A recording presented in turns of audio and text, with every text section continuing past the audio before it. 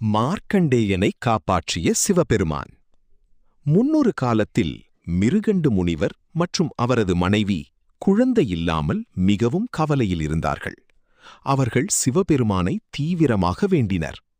அவர்களின் பக்தியால் மகிழ்ந்த சிவபெருமான் அவர்களுக்கு காட்சி தந்து கேட்டார்.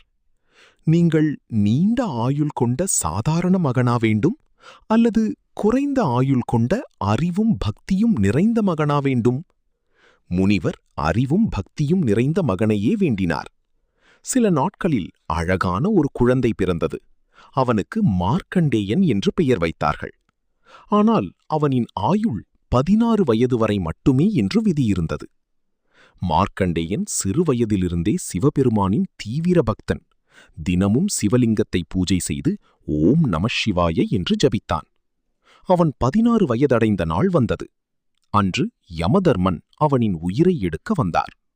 பயந்த மார்க்கண்டேயன் சிவலிங்கத்தை கட்டிப்பிடித்து சிவபெருமானை மனமுருகி வேண்டினான். யமன் தனது பாசக்கயிற்றை வீசியபோது அது சிவலிங்கத்தையும் சுற்றியது. அந்த நொடியில் சிவலிங்கத்திலிருந்து சிவபெருமான் கோபமாக வெளிப்பட்டார். என் பக்தனைத் தொடத் துணிந்தாயா என்று கூறி யமனை தடுத்தார். பிறகு சிவபெருமான் மார்க்கண்டேயனுக்கு என்றும் இளமையுடன் வாழும் ஆசீர்வாதம் அளித்தார். கதையின் நன்மை: உண்மையான பக்திக்கு கடவுள் எப்போதும் துணை நிற்பார். பயம் வந்தாலும் நம்பிக்கையை விடக்கூடாது. நல்ல மனசும் பக்தியும் மனிதனை உயர்த்தும்.